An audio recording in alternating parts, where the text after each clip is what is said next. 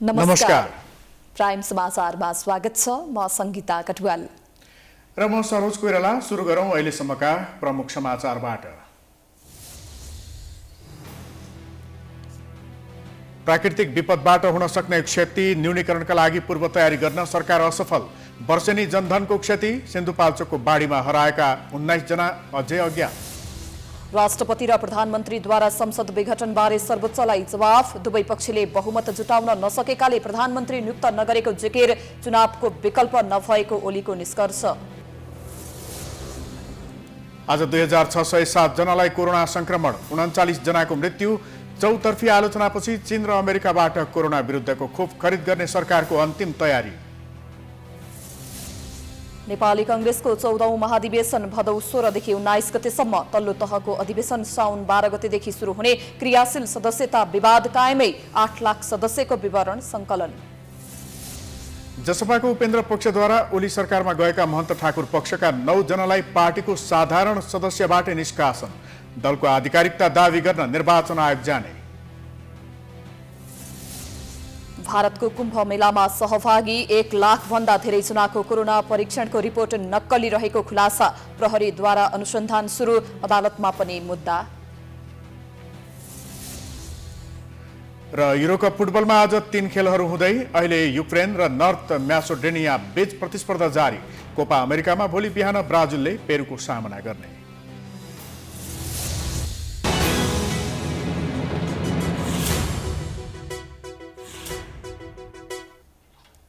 अब समाचार विस्तारमा। वर्षेनी नेपालमा हुने बाढी, पहिरो तथा विपदलाई हेलच्याक्राइका रूपमा हेरिँदा ठूलो मानवीय र भौतिक पूर्वाधारमा क्षति हुँदै आएको छ। समयमै कार्य योजना तर्जुमा नगर्नु, भौगोलिक बनावटको अध्ययन नगर्नु र बाढी, पहिरो जस्ता विपद न्यूनीकरण सरकारको प्राथमिकतामा नपर्नुले हरेक वर्ष नागरिकले शास्ति बेहोरिरहेका छन्। एक रिपोर्ट। भनिन्छ दैविपरको बाजा बजाएर आउँदैन अनि यसलाई छेक्न र टार्न पनि सकिँदैन। तर पूर्व सावधानी सहितको सतर्कता अपनाउन सकियो भने मात्रै पनि जोखिम धेरै कम गर्न सकिन्छ। यसै पनि नेपाल भौगोलिक विविधताका कारण प्राकृतिक विपदको उच्च जोखिममै पर्छ। विश्वमै नेपाल जलवायु परिवर्तन जन्य जोखिमको 14औं नम्बरमा पर्छ। भूकम्पीय जोखिममा 11, बहुप्रकोपीय 20औं र बाढी पहिरो जन्य जोखिममा 30औं नम्बरमा पर्ने गर्छ। हरेक वर्ष बाढी, पहिरो र डुबानबाट 400 हाराहारीको मानवीय क्षति भइरहेको सरकारी तथ्याङ्कले देखाउँछ। यी मध्ये 100ले बाढी र डुबान र 300 जनाले पहिरोकै कारण ज्यान गुमाइरहेका छन्। तर हाम्रा संयन्त्र यी जोखिमको पूर्व आकलन गरी समयमै व्यवस्थापनमा कहिल्यै जुट्दैनन्। सङ्घीय संरचना एउटा, प्रदेश संरचना 7वटा, जिल्ला संरचना चाहिँ 77वटा, पालिका अथवा चाहिँ स्थानीय संरचना पालिका स्तरको 753वटा, वडा स्तरको 6743वटा, यस्तो संरचना बनाए पनि हाम्रो ताल चाहिँ उही हाम्रो चाहिँ के भन्दाखेरि जब पर्यो राति कुनै जाति भने जस्तो खालको चाहिँ स्थिति छ। हेर्नुहोस्, हामीलाई चाहिँ मतलबै छैन। हाम्रो पूर्व तयारी हाम्रो कल्चरमै रहन्छ के, हाम्रो संस्कृतिमै छैन। हाम्रो चाहिँ के भने चालामाला जम्मै यस्तै छ। सरकार पनि त्योभन्दा फरक हुने खालको कुरा होइन। तर अरूभन्दा सरकार जिम्मेवार हुनुपर्ने। संविधानमा जुन कुरा उल्लेख गरेका छ, कानुनले जे कुरा भनेको छ, त्यस अनुसार त सरकार चल्दै भए हुन्थ्यो नि। नेपालमा त बाढी र पहिरोले क्षति पुर्याएपछि मात्रै तातिने गरेको देखिन्छ। मनसुन सुरु भएर सिन्धुपाल्चोक लगायत देशभर मानवीय र भौतिक सम्पत्तिको क्षति हुँदा बल्ल सरकार तातिने गरेको देखिन्छ। 2074मै बनाइएको विपद जोखिम न्यूनीकरण र व्यवस्थापन ऐनका विषयमा छलफल हुन्छ। यो विषयमा छलफल 3-4 महिना अघिदेखि नै गर्नुपर्ने हो। तर विपद आएपछि मनसुन पूर्व तयारी तथा प्रतिकार्य कार्ययोजना 2078, विपद व्यवस्थापन स्वयंसेवक ब्युरो गठन तथा परिचालन कार्यविधि 2078 पारित गरेको निर्णय सरकारले गर्छ। यो नै विडम्बना हो। सङ्घ, प्रदेश र स्थानीय तहले विपदको पूर्व आकलन गरी सो क्षेत्रमा सतर्कता तथा कुनै जोखिम भइहाले पनि व्यवस्थापनमा जुट्नुपर्ने हो। तर यहाँ त योजना नै बन्दैन। त्यो बाढीको वितण्डाले, पहिरोको वितण्डाले गाउँका गाउँ चाहिँ के भने डुबेको र सखाप भएको एउटा स्थितिमा बल्ल बल्ल 2078 सालको मनसुनका निम्ति पूर्व तयारी र प्रतिकारी योजना बनाउनको निम्ति गृहमन्त्रीज्यूको अध्यक्षतामा बैठक बस्यो भन्ने समाचार सुनियो। अब योभन्दा उदेक लाग्दो कुराहरू, योभन्दा मजाकको कुरा के हुन्छ भन्नुहोस् त? यस्ता बैठकहरू कहिले बस्नु पर्थ्यो त भन्दा कमसेकम 2-3 महिना अगाडि बस्नु पर्थ्यो। विपद जोखिम न्यूनीकरण विज्ञानलाई मान्ने देशमा विपदको सामना गर्न सहज छ, तर विपदलाई सामान्य ठान्दा र हाँसी मजाकका रूपमा लिँदा नेपालमा धेरै मानिसहरूको हताहती भइरहेको छ। अझ गाउँघरमा विकासका नाममा भइरहेका डोजरे विकासले पहिरोको जोखिम उत्तिकै बढाएको छ। बिना योजना हातको इसारामा सडक विस्तार गर्दा मनसुन हुने बित्तिकै पहिरोको जोखिममा मानिसहरू परिरहेका छन्। हरेक वर्ष आउने यो समस्यालाई सरकारमा बस्नेहरूले कहिल्यै ध्यान दिँदैनन्। अझ विपद भयो भने लावा लस्कर नै लागेर उद्धार भन्दा पनि हेलिकप्टर सयर गर्न पुग्दा पीडितलाई झनै शास्ति हुने गरेको छ। मनसुनको सुरुमै सिन्धुपाल्चोक, मनाङ, म्याग्दी, दाङ लगायतका अन्य जिल्लामा पनि बाढी पहिरोबाट ठूलो क्षति भएको छ। अझ बाढी र पहिरो आउने संकेत मौसम पूर्वानुमान महाशाखाले गरिसकेको छ। अब बेलैमा भौगोलिक अवस्थाको आकलन गर्दै सोही बमोजिम सतर्कता, उद्धार र राहतको व्यवस्थापन गर्ने कि होइन भने बाढी पहिरोबाट क्षति भएपछि दौडधुप गर्नुको के औचित्य?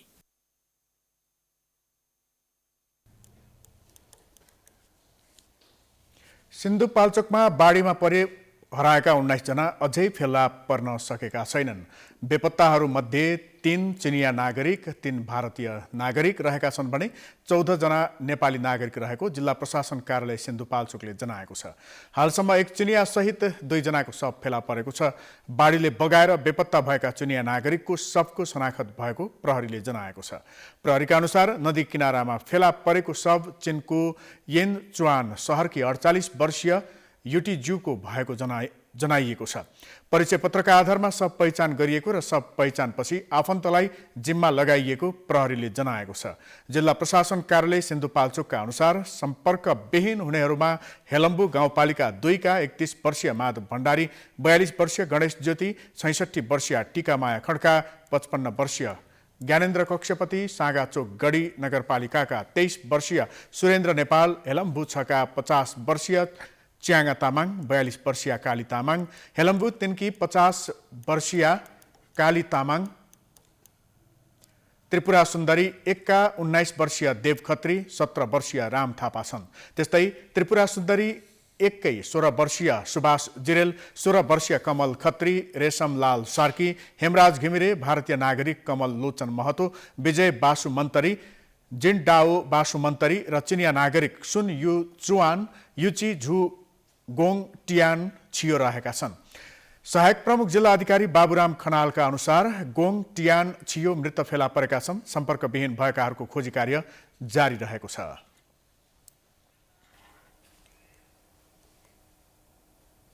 सिद्धार्थ राजमार्ग अन्तर्गत विभिन्न स्थानमा पहिरो खस्दा सडक अवरुद्ध भएको छ। पाल्पाको डुम्रे नजिकै पहिरो खस्दा तानसेन बुटवल सडक खण्ड अवरुद्ध भएको छ। यस्तै रामदेश सीता पहाडबाट पहिरो खस्दा बर्तुङ स्याङ्जा सडक खण्ड पनि अवरुद्ध भएको छ। अवरुद्ध सडक खुलाउने प्रयास भए पनि अविरल भारी वर्षाका कारण केही घण्टा लाग्ने लुम्बिनी प्रदेश ट्राफिक प्रहरी कार्यालय बुटवलले जनाएको छ। सिद्धार्थ राजमार्गको सिद्धबाबा क्षेत्र, दोभान, चरचरे 24 माइल, डुम्रे लगायतका क्षेत्रमा पनि पहिरो जाने उच्च जोखिम भएकाले यात्रा गर्दा सजग रहन प्रहरीले अनुरोध गरेको छ।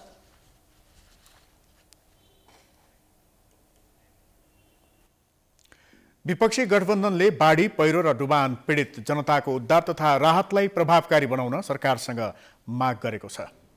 नेपाली कांग्रेसका सभापति शेरबहादुर देउवा, नेकपा माओवादी केन्द्रका अध्यक्ष पुष्पकमल दाहाल, एमाले वरिष्ठ नेता माधव कुमार नेपाल, जनता समाजवादी पार्टी जसपाका अध्यक्ष उपेन्द्र यादव र राष्ट्रिय जनमोर्चाकी दुर्गा पौडेलले संयुक्त वक्तव्य जारी गर्दै बाढी, पहिरो र डुबानबाट पीडित जनतालाई आवास, खाद्यान्न लगायतका राहत प्रभावकारी बनाउन माग गरेका हुन्।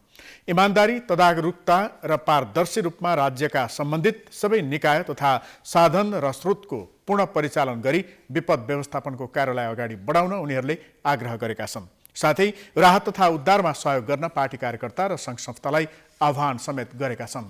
प्राकृतिक विपत्तिको सामना गर्ने कुनै पूर्व तयारी नगरी सरकारले गैर जिम्मेवारपन देखाएको उनीहरूको आरोप छ। गम्भीर प्राकृतिक विपत्तिको समयमा उद्धार र राहतका क्रियाकलापमा आफ्ना स्थानबाट योगदान गरी पीडितलाई सहयोग पुर्याउन सम्पूर्ण पार्टी कार्यकर्ता तथा सङ्घ संस्थालाई आह्वान समेत गरिएको छ।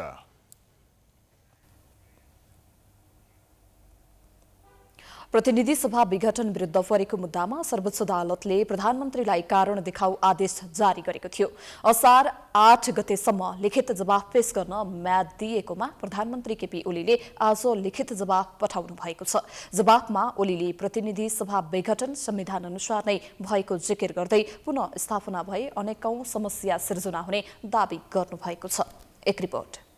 प्रधानमन्त्री केपी शर्मा ओलीले सर्वोच्च अदालतले प्रधानमन्त्री नियुक्त गर्न नसक्ने भन्दै सर्वोच्च अदालतलाई लिखित जवाफ पठाउनु भएको छ। प्रतिनिधि सभा विघटनको कारण सोध्दै अघिल्लो साता सर्वोच्चले 7 दिनभित्र लिखित जवाफ बुझाउन प्रधानमन्त्री तथा राष्ट्रपति कार्यालयलाई आदेश दिएको थियो। 7 दिनका दिन प्रधानमन्त्री ओलीले महान्यायाधिवक्ता कार्यालय मार्फत सर्वोच्चमा बुझाएको 18 बुँदे लिखित जवाफमा अदालतले प्रधानमन्त्री नियुक्त गर्न नसक्ने जिकिर गरिएको छ।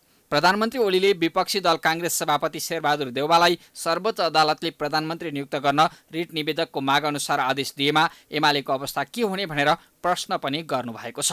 एमालेका 23 सांसदले पनि देउवालाई प्रधानमन्त्री नियुक्तिको माग गर्दै रिट निवेदन दर्ता गराएका थिए। उक्त विषयलाई लिएर ओलीले अदालतलाई प्रश्न गर्नुभएको हो। संविधानले प्रमुख प्रतिपक्षी दलको नेताको परिकल्पना गरेको उल्लेख गर्दै ओलीले एमालेका सांसदको समर्थनमा देउवा प्रधानमन्त्री बनेमा एमाले र जनता समाजवादी पार्टीभित्र विवाद आउने दावी गर्नुभएको छ। यस्तै राजनीतिक परिस्थितिमा आफ्नो विकल्पमा सरकार बन्न सक्ने अवस्था विगतमा पनि नभएको र आगामी दिनमा पनि नहुने ओलीको जवाब छ।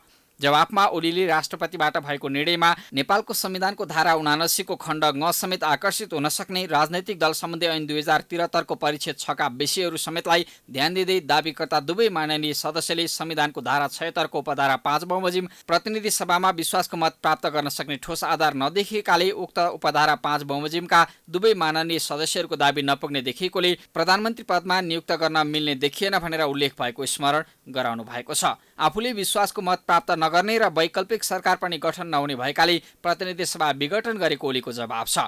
प्रतिनिधि सभा विघटन संविधानको व्यवस्था अनुसार गरेको पनि ओलीको तर्क छ। राजनैतिक हिसाबले कुनै परिणाम दिनै नसक्ने अवस्थाको प्रतिनिधि सभालाई निरन्तरता दिनु निरर्थक भएको र यसपालिको विघटन सर्वोच्च अदालतको आदेश बमोजिम भएको प्रधानमन्त्री ओलीको लिखित जवाफमा उल्लेख छ।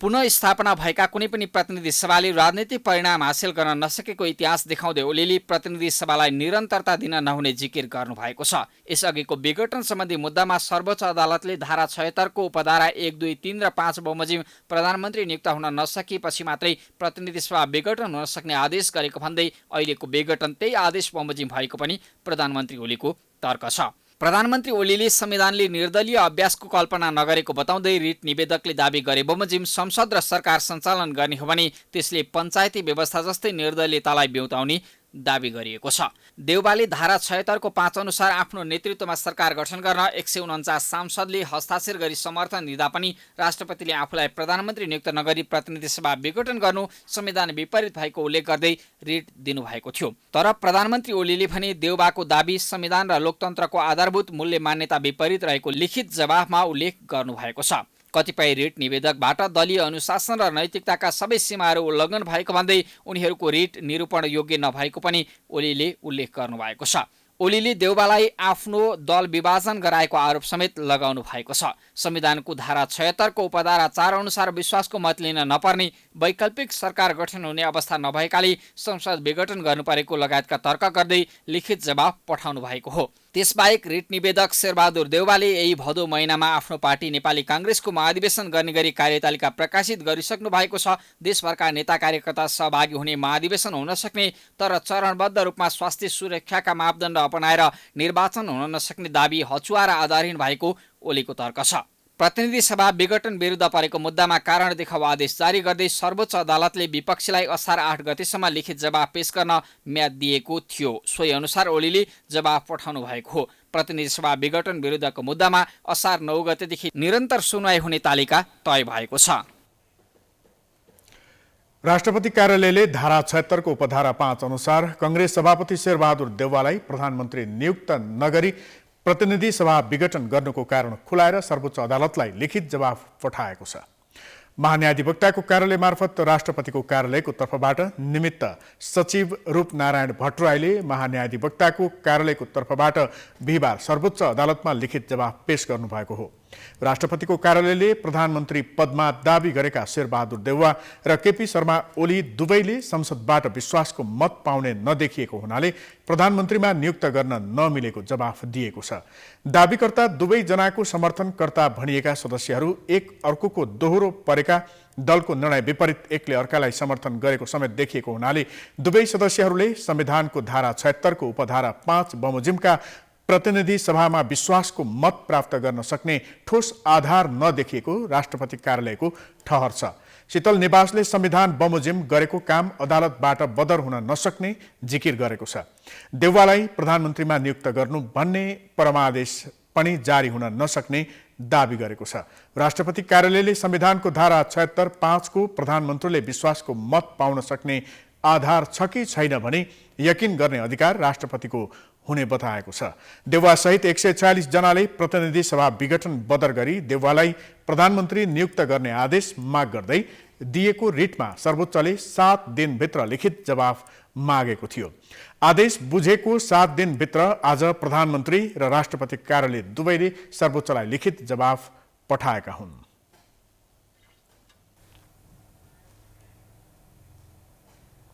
बिहिबार 2607 जनालाई कोरोना भाइरस संक्रमण पुष्टि भएको छ। 7711 पीसीआर र 4773 जनाको एन्टिजेन गरी जम्मा गर्दा पीसीआरमा 1768 र एन्टिजेनमा 839 जनालाई पोजिटिभ देखिएको छ। संक्रमित मध्ये काठमाडौँ उपत्यकामा 570 जनालाई कोरोना भाइरस संक्रमण पुष्टि भएको छ। काठमाडौँमा 413, भक्तपुरमा 36 र ललितपुरमा 121 जनालाई संक्रमण पुष्टि भएको छ।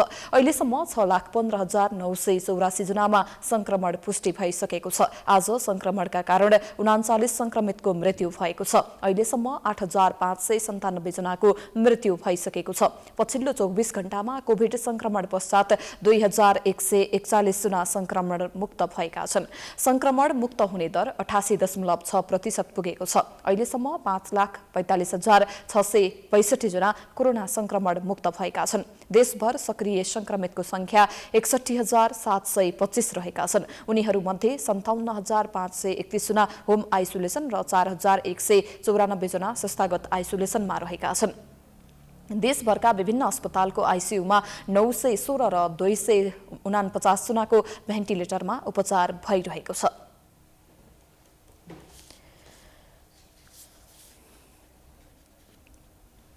समाचारको सिलसिला जारी छ। हामी विश्रामपछि आउँछौं।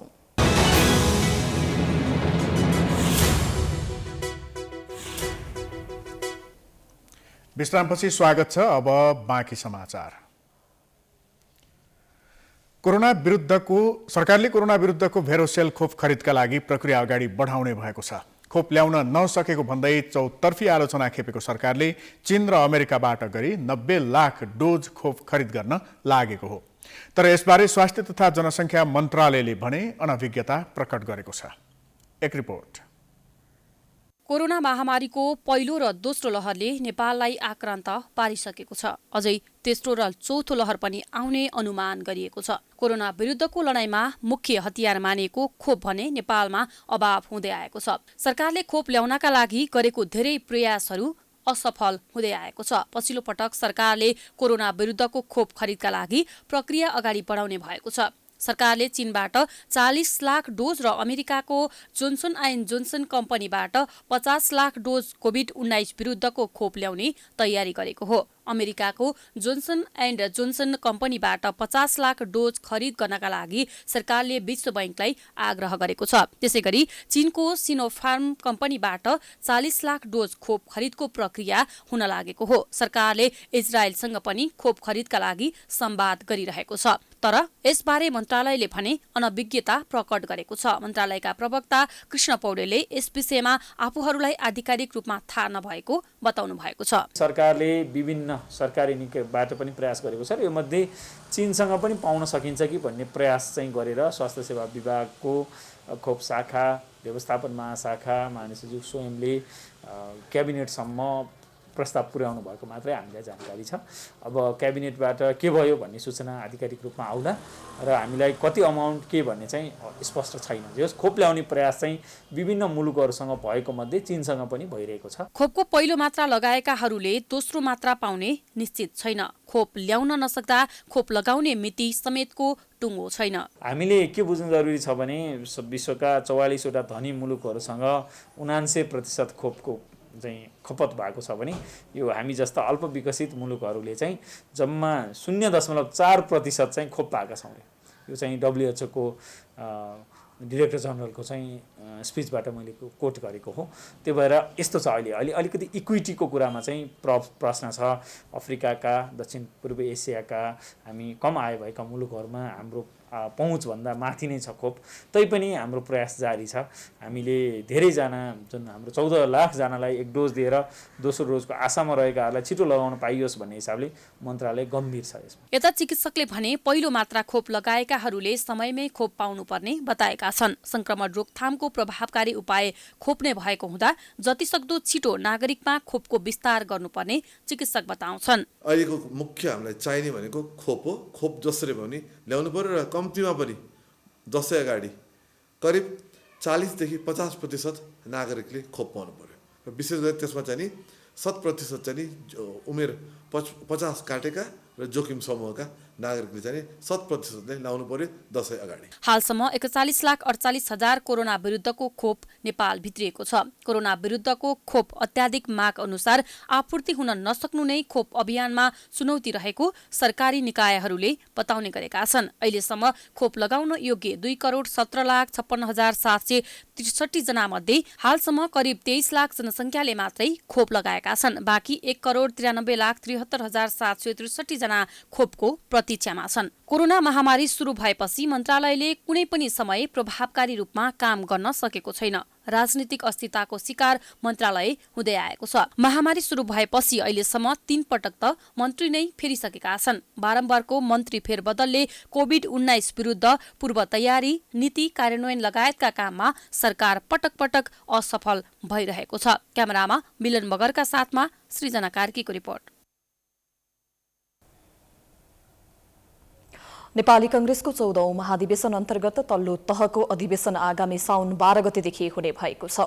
यसअघि कांग्रेसको शनिबार सम्पन्न पदाधिकारी बैठकले साउन 6 गतेदेखि ओडा तहबाट अधिवेशन थाल्ने प्रस्ताव पारित गरेकोमा बिहीबार बसेको केन्द्रीय समिति बैठकले 6 दिन पर सार्दै साउन 12 गतेदेखि सुरु गर्ने तय गरेको हो। यसैगरी पालिका, जिल्ला तथा प्रदेश स्तरीय अधिवेशनको कार्यतालिका पनि सामान्य हेरफेर गरिएको सहमहामन्त्री डाक्टर प्रकाश शरण महतले जानकारी दिनुभयो। त्यबाट स्थानीय तहको निर्वाचन सुरु गर्ने, वडा तहको निर्वाचन सुरु गर्ने र भाद्र 16 गते केन्द्रीय महाधिवेशन सुरु गरेर 19 गते समापन गर्ने त्यो कार्यतालिका सहितको अधिवेशन कार्यतालिका प्रस्तावित गरिएको छ। कांग्रेसले आगामी भदौ 16 देखि 19 गतेसम्म 14औं महाधिवेशन गर्ने भएपछि तल्ला तहको अधिवेशनका लागि जुटेको हो। तर महाधिवेशन गर्नका लागि कांग्रेसभित्र क्रियाशील सदस्यता विवाद टुङ्गो लगाउन बाँकी नै छ।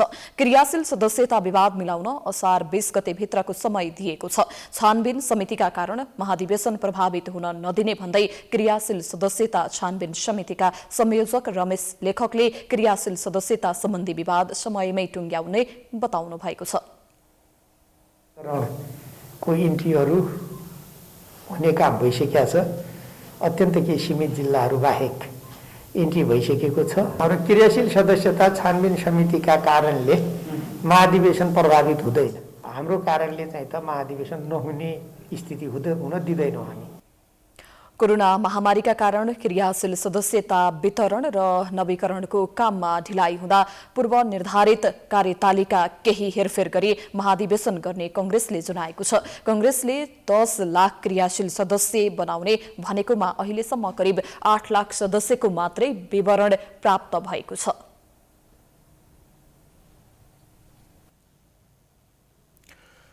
उपेन्द्र बाबुराम र राजेन्द्र महन्त दुई गुट मार्फत राजनीतिक गतिविधि जारी राखेको जनता समाजवादी पार्टीको विवाद समाधान हुने छाँट देखिएको छैन। एक पक्षले अर्को पक्षका नेताहरूलाई कारबाही गर्ने र दलमा आफ्नो दाबी गर्ने क्रम जारी नै छ। आज उपेन्द्र पक्षले ओली सरकारमा गएका महन्त ठाकुर पक्षका 9 जनालाई पार्टीबाट निष्कासित गरेको छ। त्यसैगरी पार्टीको आधिकारिकता दाबी गर्न निर्वाचन आयोग जाने निर्णय भएको छ। एक रिपोर्ट। समानान्तर गतिविधि सहित फुट उन्मुख देखिएको जनता समाजवादी पार्टी जसपाको उपेन्द्र यादव पक्षले आधिकारिकता दाबी गर्दै पुनः निर्वाचन आयोग जाने निर्णय गरेको छ। बिहिबार काठमाडौँमा बसेको यो पक्षको कार्यकारिणी बैठकले आधिकारिकता दाबी गर्न नागरिकता सहित बहुमत सदस्य निर्वाचन आयोगमा उपस्थित हुने निर्णय गरेको हो। पार्टीको विवाद हल गर्नका लागि आफूहरूले दिएको निवेदनपछि आयोगले कानुनको अर्को प्रावधान अनुसार आउन सुझाव दिएको भन्दै आधिकारिकताका बारेमा टुङ्गो लगाउन निर्वाचन आयोग नै जाने निर्णय गरिएको जसपा संघीय परिषद अध्यक्ष बाबुराम भट्टराईले जानकारी दिनुभयो। आफूहरूसँग स्पष्ट बहुमत रहेको र आफूहरू नै आधिकारिक भएको उपेन्द्र पक्षको जिकिर छ। झण्डा र लोगो महन्त ठाकुर पक्षले अनाधिकृत रूपमा प्रयोग गरेको भन्दै धारा 43 र 44 अनुसार आयोगमा जाने निर्णय गरिएको छ। निर्वाचन आयोगले दुवै उस्तै हुन् भन्यो, जबकि हामीसँग प्रष्ट हामीसँग बहुमत थियो। बहुमतले गरेको निर्णय नै आधिकारिक हुनुपर्ने ठाउँमा उहाँहरूले त्यसलाई त्यो ढङ्गले ग्रहण गर्नु भएन। त्यसो भएको हुनाले अब हामी चाहिँ धारा 43-44 अनुसार चाहिँ फेरि हामी जाँदैछौँ। त्यो भनेको चाहिँ पार्टीको आधिकारिकताको चाहिँ टुङ्गो लगाउने विषय हो, किनकि हामीसँग बहुमत छ। त्यसले स्वतः नै पार्टीको नाम, चिन्ह, लोगो लगायतको आधिकारिकता स्वतः हामीले पाउनुपर्ने। तर उहाँहरू अल्पमत पक्षलाई पनि उहाँहरूले चाहिँ हाम्रो पार्टीको नाम, लोगोको प्रयोग गरिराख्नु भएको छ। त्यो त अवैधानिक हो र दुरुपयोग हो। त्यसले त्यही धारा अन्तर्गत हामी निर्वाचन आयोगमा हामी जाँदैछौँ। अर्का अध्यक्ष महन्त ठाकुर पक्षले पनि आधिकारिकता दाबी गरिरहेको छ। दुवै अध्यक्षले एकअर्कालाई कारबाही गरेका छन्। दुवैले कारबाही गरेको सूचना अद्यावधि गर्न निर्वाचन आयोगले अस्वीकार गरिसकेको छ। प्रधानमन्त्री ओलीले दोस्रो पटक प्रतिनिधि सभा विघटन गर्नुअघि ठाकुर पक्षमा 20 जना सांसद र यादवको पक्षमा 12 जना खुले पनि जेठ 7 को प्रतिनिधि सभा विघटनपछि संघीय संसदको राष्ट्रिय सभामा 3 जना मध्ये 1 जनाको समर्थन मात्रै ठाकुर पक्षलाई छ। केन्द्रीय कार्यकारिणी समितिमा 38% सदस्यको मात्रै समर्थन रहेको यो पक्ष आफू नै आधिकारिक भएको दाबी गरिरहेको छ। अध्यक्ष मान्य महन्त ठाकुरको नेतृत्वमा जसपा पार्टी अगाडि बढ्छ। जसपा पार्टीले चाहिँ अगाडि बढ्ने निर्णय गरेको छ। त्यसैले यसमा हामीले गर्नुपर्ने, हामीले चाहिँ चाहनुपर्ने, हामीले चाहिँ कसैलाई जाऊ भनेको होइन। जसले कानुन मिच्यो, जसले अनुशासन मिच्यो, त्यसलाई हामीले कारबाही गर्यौँ र त्यो प्रक्रिया अगाडि बढ्छ। पार्टी चाहिँ एक ढिक्का छ, पार्टीमा कुनै समस्या छैन। 2-10 जना साथीभाइहरूले असन्तुष्टि छ, यो चाहिँ अल्पमतमा हुनुहुन्छ, त्यसलाई स्वीकार गरेर हिँड्नु पर्यो। अल्पमतमा चाहिँ भएको साथीहरूले बहुमतमाथि रुल गर्ने अवस्था आउँदैन। अब यो पार्टीमा बसेर कामै गर्न सक्दैन भने कसैलाई लाग्छ भने चोइटेर जानु चाहिँ ठुलो विषय भयो। ठाकुर र महतो बहुमत पुर्याउन विभिन्न शक्ति केन्द्र धाइरहेको आरोप लाग्दै गर्दा मधेस आन्दोलन लगायतका क्रममा सरकारले आफ्ना कार्यकर्तालाई लगाएको मुद्दा फिर्ता, नागरिकता अध्यादेश, संविधान संशोधनका लागि कार्यदल गठन जस्ता विषयलाई आफ्नो उपलब्धि दाबी गर्दै महन्त राजेन्द्र पक्ष सरकारमै सहभागी छ। यता यादव पक्षले भने ठाकुर पक्षले पार्टी फुटाएर यी मुद्दालाई सत्तामा जाने भर्याङ मात्रै बनाउन खोजेको आरोप लगाइरहेको छ। दुवै पक्षले आफूलाई वैधानिक रहेको दावी गरिरहँदा विवादको किनारा लगाउने दायित्व अब निर्वाचन आयोगदेखि अदालतसम्म पुग्ने देखिएको छ। नेपाली कांग्रेसका तर्फबाट निर्वाचित जनप्रतिनिधिले बहिष्कार गरेको काठमाडौँ महानगरपालिकाले नीति तथा कार्यक्रम सार्वजनिक गरेको छ। कोरोना संक्रमण नियन्त्रणलाई प्राथमिकतामा राखेको महानगरले पर्यटन, वातावरण, उद्योग, शिक्षा लगायतका क्षेत्रमा सुधारका विभिन्न योजना अघि सारेको छ। एक रिपोर्ट। काठमाडौँ महानगरपालिकाले काठमाडौँ महानगर विशेष अस्पताल निर्माण गर्ने घोषणा गरेको छ। बिहिबार महानगर परिषद बैठकमा महानगरपालिकाका मेयर विद्यासुन्दर साक्यले आर्थिक वर्ष 2078-79 को नीति तथा कार्यक्रम प्रस्तुत गर्दै ज्येष्ठ नागरिकको उपचार गर्ने विशिष्टीकृत सेवा सहितको सुविधा सम्पन्न 100 बेडको काठमाडौँ महानगर विशेष अस्पताल निर्माण गर्ने जानकारी दिनुभयो। त्यस्तै कोरोनाका कारण प्रभावित महानगरवासीका लागि आवश्यकताका आधारमा प्रतिकार्य स्वास्थ्य उपचार र मानवीय सहायताका लागि सहयोग गरिने उहाँले बताउनुभयो। नीति तथा कार्यक्रम मार्फत महानगरले विद्युतीय सवारी साधनमा 100% कर छुट गर्ने घोषणा गरेको छ। आन्तरिक पर्यटन प्रवर्धन गर्न ठमेल र बसन्तपुर क्षेत्रलाई पैदल यात्री मैत्री बनाई पर्यटक आकर्षण क्षेत्रको रूपमा विकास गरिने साक्यले बताउनुभयो। 40 माइक्रोन भन्दा पातलो प्लास्टिक झोलाको प्रयोगलाई प्रतिस्थापन गर्न कपडा, जुट वा कागजको झोला उत्पादन, बिक्री, वितरण र प्रयोगलाई प्रोत्साहन गरिने महानगरले जनाएको छ। महामारीका कारण सङ्कटमा परेका लघु, घरेलु र साना उद्योगहरूको पुनरुत्थानका लागि रिभल्विङ फन्डको स्थापना गरी सहुलियत दरमा कर्जा प्रवाह गर्ने व्यवस्था मिलाउने पनि मेयर साक्यले बताउनुभयो। कोरोना भाइरस संक्रमणको रोकथाम, नियन्त्रण र स्वास्थ्य प्रणालीको सुधारलाई पहिलो प्राथमिकता राख्नेछ। कोभिड विरुद्धका क्रियाहरूलाई जनचेतना अभियान, खोज पोर्टल, परीक्षण, अनुगमन, खोप कार्यक्रमलाई चरणबद्ध अभियानका रूपमा सञ्चालन गरेर महामारी नियन्त्रणका लागि वडा स्तरबाट सञ्चालित स्वास्थ्य संस्थाहरूको पूर्वाधार विकास एवं जनशक्ति उपलब्धता सुनिश्चित गर्नेछ। त्यस्तै महानगरका प्रवक्ता ईश्वरमान डङ्गोलले महानगरपालिका क्षेत्रभित्रका सबै विद्यालयहरूको गुणस्तर सुधार गरी समय अनुकूल बनाउन शिक्षाविद तथा संस्कृतिविद सम्मिलित एकीकृत शिक्षा व्यवस्थापन योजना तर्जुमा समिति गठन गरी शिक्षा योजना तर्जुमा गर्ने नीति लिएको बताउनुभयो। सामुदायिक विद्यालयका प्रधानाध्यापकहरूलाई जिम्मेवार एवं थप उत्प्रेरित गराउन नेपाल सरकारले प्रयोग गर्दै आएको मासिक सुविधाको अतिरिक्त प्रोत्साहन स्वरूप मासिक रु 1000 उपलब्ध गराउने उहाँले बताउनुभयो। त्यस्तै महानगरपालिकाले आफ्नो नीति तथा कार्यक्रममा 1 वडा 1 नमुना विद्यालय कार्यक्रम अघि सारेको डङ्गोलले जानकारी दिनुभयो। महानगरपालिका आफ्नो नीति तथा कार्यक्रममा 1 वडा 1 नमुना विद्यालय कार्यक्रम अघि सारेको छ, जस अन्तर्गत छनौट भएका 32 नमुना विद्यालयलाई नमुना सिकाइ केन्द्र र तालिम हबको रूपमा विकास गरिनेछ। महानगर क्षेत्रभित्रका प्रत्येक वडामा कम्ती एउटा सुविधा सम्पन्न एक उच्च प्राविधिकयुक्त पुस्तकालय स्थापना गरी पुस्तकालयको प्रयोगमा सबैको पहुँच सुनिश्चित गरिनेछ। काठमाडौँका स्थानीय तहहरू काठमाडौँ महानगरपालिकासँग भगिनी सम्बन्ध स्थापना भएका नगरपालिकाहरू स्थानीय समुदाय र उद्योगी तथा व्यवसायीसँगको सहकार्यमा पौरखी मेला आयोजना गरिने नीतिमा उल्लेख छ। काठमाडौँ महानगरपालिकाकी उपमेयर हरिप्रभा खड्की सहित केही वडा अध्यक्षले महानगर परिषद बैठक बहिष्कार गरेका थिए। महानगरको नीति तथा कार्यक्रम बोर्डबाट पारित नगरी मन्त्री परिषदमा लगिएको भन्दै काङ्ग्रेसबाट निर्वाचन पदाधिकारीले महानगर परिषद बैठक बहिष्कार गरेका हुन्। सरकारले वैदेशिक रोजगारीबाट फर्किन चाहनेका लागि 10 दिनको होटल क्वारेन्टाइनदेखि हवाई टिकट र परिवारसम्म पुर्याउने यातायात खर्च बेहोर्ने निर्णय गरेको छ। निर्णय स्वागत योग्य भए पनि घर फर्कन चाहने विदेशमा अलपत्र परेका श्रमिकको उद्धार गर्नमा सरकारवाला निकायको समन्वयमा कमी देखिएको छ। एक रिपोर्ट। बुधबार बेलुकी प्रधानमन्त्री एवं कोभिड-19 व्यवस्थापन निर्देशक समितिका अध्यक्ष समेत रहनुभएका केपी शर्मा ओलीको अध्यक्षतामा बसेको बैठकले वैदेशिक रोजगारीबाट फर्किन चाहने तर विभिन्न कारणले क्वारेन्टाइनमा बस्न नसक्ने कामदारका लागि क्वारेन्टिनको 10 दिनको खर्च बेहोर्ने निर्णय गरेको छ। त्यसका लागि सम्बन्धित देशको नेपाली कूटनीतिक नियोगले श्रमिक बेखर्ची र काम नपाएको अलपत्र भनेर सिफारिस गर्नुपर्नेछ।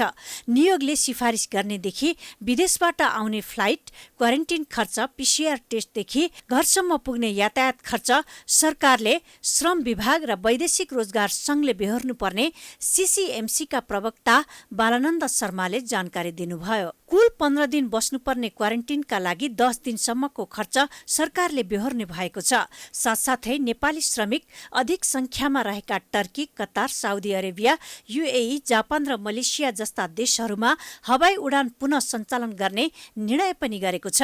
निर्णय स्वागत योग्य भए पनि तत्कालै प्रभावकारी ढंगले लागू हुनेमा भने शंका व्यक्त गर्नुहुन्छ वैदेशिक रोजगार विज्ञ डाक्टर गणेश गुरुङ। नेपाली श्रमिकको रोजगार गन्तव्य खाडीका देश र मलेसिया हुन्। यहाँका कामदारको अवस्था निकै दयनीय छ। खानपान, आवासको व्यवस्थादेखि रोजगारी र तलब पाउन पनि सकिरहेका छैनन्। यी देशमा महामारी फैलिएर काम कम पाउन थालेका छन्। कतै कम्पनी बन्द त कतै करार अवधि सकिएको छ।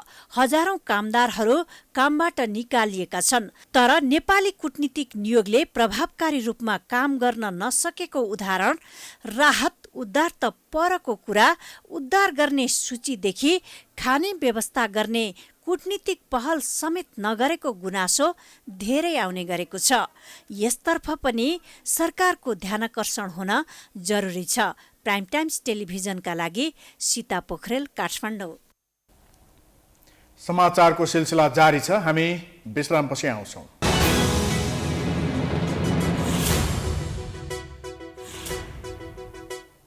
विश्रामपछि स्वागत छ। अब आर्थिक समाचार।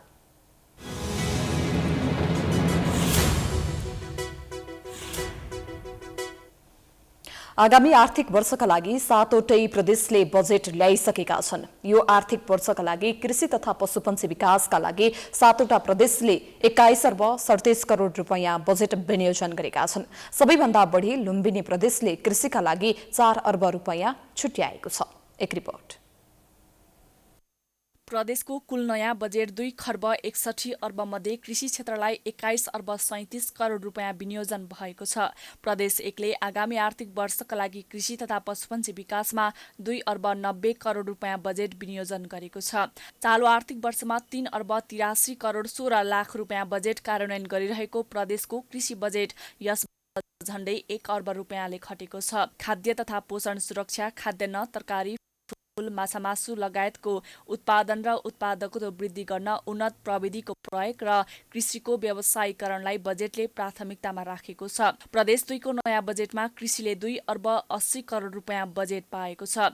मासुजन्य उत्पादन, संकलन, भण्डारण, वितरण तथा बजारीकरणलाई प्राथमिकतामा राखी प्रदेश 2 ले बजेट ल्याएको छ। बजेटमा कृषि उत्पादनमा आधारित उद्योग स्थापना, फलफूल, पशु, माछा प्रशोधन उद्योग, दूध र मासु उत्पादनमा आत्मनिर्भर बनाउन दूध तथा मासु मिशन कार्यक्रम लगायतका कार्यक्रमहरू समावेश भएको छ। यो वर्ष बागमती प्रदेशले कृषिमा 3 अर्ब 50 करोड रुपैयाँ छुट्याएको छ। प्रदेशभर कृषि विकास, पशु नस्ल सुधार, दुग्ध किसान प्रोत्साहन, गरिब किसान अनुदान र प्राङ्गारिक खेतीलाई प्राथमिकतामा राखेको छ। बाँझो जमिन प्रयोग गरिने यान्त्रिकरण र कृषि औद्योगिकीकरणका कृषक लक्षित कार्यक्रम, दुग्ध किसानलाई उत्पादनमा आधारित अनुदान, गरिब किसानको साथमा बागमती सरकार अभियान जस्ता कार्यक्रमहरू समावेश भएका छन्। आगामी आर्थिक वर्षका लागि कृषि क्षेत्रमा गण्डकी प्रदेशले 2 अर्ब 60 करोड बजेट छुट्याएको छ। चालु आर्थिक वर्षमा भन्दा झण्डै 20 करोडले कृषिको बजेट घटेको छ। कृषिमा सबैभन्दा धेरै बजेट विनियोजन गर्ने प्रदेश लुम्बिनी हो। लुम्बिनी प्रदेशले नयाँ आर्थिक वर्षका लागि कृषिमा 4 अर्ब बजेट विनियोजन गरेको छ, जुन अघिल्लो आर्थिक वर्षको भन्दा 86 करोडले कम हो। प्रत्येक पालिका र वाडामा कृषि प्राविधिक पुर्याउने योजना लुम्बिनी प्रदेशको मुख्य विशेषता हो। रैथाने बाली विकासमा अनुदान, स्मार्ट कृषि गाउँ कार्यक्रम, कृषि शोध केन्द्र विस्तार, करार खेती विकास तथा कार्यक्रम बजेटमा समावेश भएको छ। कर्णाली प्रदेशले कृषि र पशुपन्छी विकासमा 2 अर्ब 83 करोड 56 लाख रुपैयाँ विनियोजन गरेको छ। उत्कृष्ट किसानलाई सुनको हलो अङ्कित तकमा दिने नयाँ घोषणा सहित हिमाली भेडी गोठका भेडा च्याङ्रालाई उपचार खर्च उपलब्ध गराउनेदेखि कर्णालीको कृषि उपज कर्णाली ब्रान्ड विश्व बजारमा पुर्याउने जस्ता लोकप्रिय कार्यक्रम प्रदेश सरकारले बजेट मार्फत घोषणा गरेको छ। सुदूरपश्चिम प्रदेश सरकारले कुल प्रदेश बजेटको 9.3% अर्थात् 2 अर्ब 83 करोड 56 लाख रुपैयाँ रकम कृषि र पशुपन्छी विकासका लागि विनियोजन गरेको छ। बाजुरामा स्याउ बगैँचा, पहाडी जिल्लामा ओखर सुन्तला पकेट क्षेत्र र तराई भूभागमा मत्स्य तथा पशुपन्छी जन्य उत्पादनलाई बजेटले प्राथमिकतामा राखेको छ। 7वटै प्रदेशले ल्याएको बजेटमा सबैभन्दा बढी लुम्बिनी प्रदेश र सबैभन्दा कम गण्डकी प्रदेशले 2 अर्ब 60 करोड कृषिका लागि बजेट छुट्याएको छ। अघिल्लो वर्ष प्रचारमुखी कृषि बजेट ल्याएका प्रदेश सरकारले यो पटक भने कृषक अनुदान र कृषिमा प्राविधिक रोजगारी सिर्जना र सिँचाइ पूर्वाधार विकासमा बढी जोड दिएका छन्। प्राइम टाइम्स टेलिभिजनका लागि क्यामेरामा मिलन मगरको साथमा मनिषा भण्डारी, काठमाडौँ। अब अन्तर्राष्ट्रिय समाचार।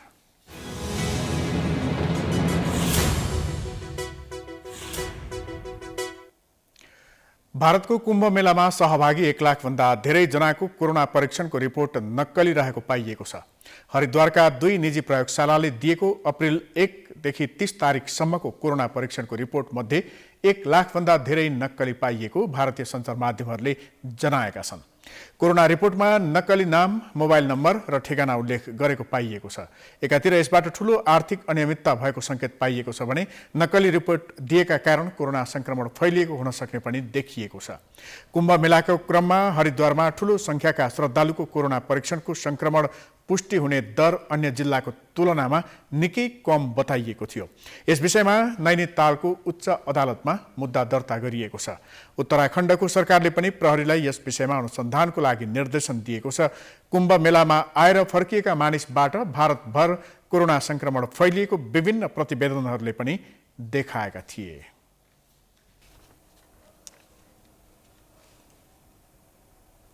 अब खेलकुद समाचार।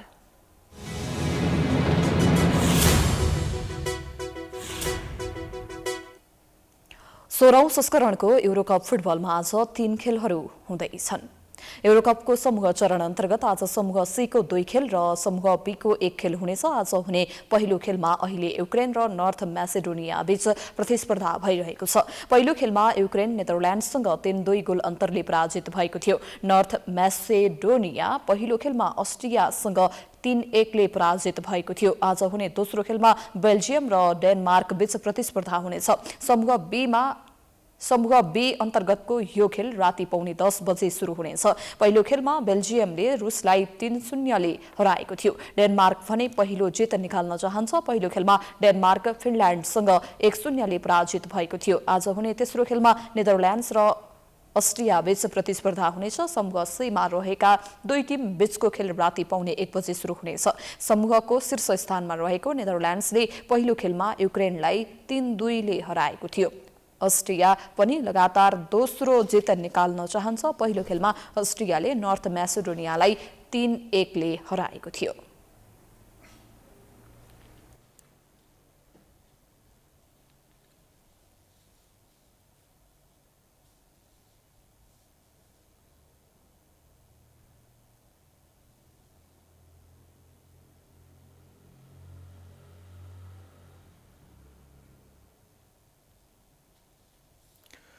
कोपा अमेरिका फुटबल प्रतियोगितामा भोलि बिहान ब्राजिलले पेरुसँग प्रतिस्पर्धा गर्दैछ। रियो डी जेनेरियो स्थित ओलम्पिक स्टेडियममा हुने खेल नेपालको समयअनुसार भोलि बिहान 6:45 बजे सुरु हुनेछ। समूह एमा रहेको ब्राजिल लगातार दोस्रो जितको खोजीमा छ। उसले आफ्नो पहिलो खेलमा भेनेजुएलालाई 3-0 गोलले पराजित गरेको थियो। पेरु जारी कोपमा पहिलो खेल खेल्दैछ। सन् 2019 को कोपा फाइनलमा ब्राजिलले पेरुलाई हराएर उपाधि जितेको थियो। भोलि नै यसै समूहमा रहेका कोलम्बिया र भेनेजुएला पनि आम्ने सामने हुनेछन्। यो खेल नेपाली समयअनुसार बिहान 2:45 बजे सुरु हुनेछ। कोलम्बियाले पहिलो खेलमा इक्वेडरलाई 1-0 गोलले हराएको थियो।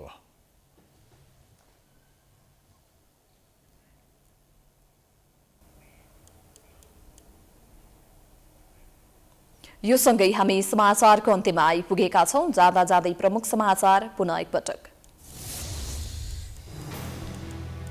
प्राकृतिक विपदबाट हुन सक्ने क्षति न्यूनीकरणका लागि पूर्व तयारी गर्न सरकार असफल। वर्षेनी जनधनको क्षति। सिन्धुपाल्चोकको बाढीमा हराएका 19 जना अझै अज्ञात। राष्ट्रपति र प्रधानमन्त्रीद्वारा संसद विघटनबारे सर्वोच्चलाई जवाफ। दुवै पक्षले बहुमत जुटाउन नसकेकाले प्रधानमन्त्री नियुक्त नगरेको जिकिर। चुनावको विकल्प नभएको ओलीको निष्कर्ष। आज 2607 जनालाई कोरोना संक्रमण। 39 जनाको मृत्यु। चौतर्फी आलोचनापछि चीन र अमेरिकाबाट कोरोना विरुद्धको खोप खरिद गर्ने सरकारको अन्तिम तयारी। नेपाली कंग्रेसको 14औं महाधिवेशन भदौ 16 देखि 19 गतेसम्म। तल्लो तहको अधिवेशन साउन 12 गतेदेखि सुरु हुने।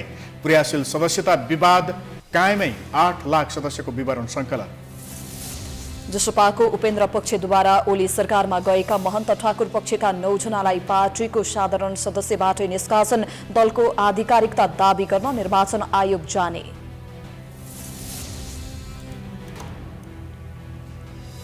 भारतको कुम्भ मेलामा सहभागी 1 लाखभन्दा धेरै जनाको कोरोना परीक्षणको रिपोर्ट नक्कली रहेको खुलासा। प्रहरीद्वारा अनुसन्धान सुरु। अदालतमा पनि मुद्दा।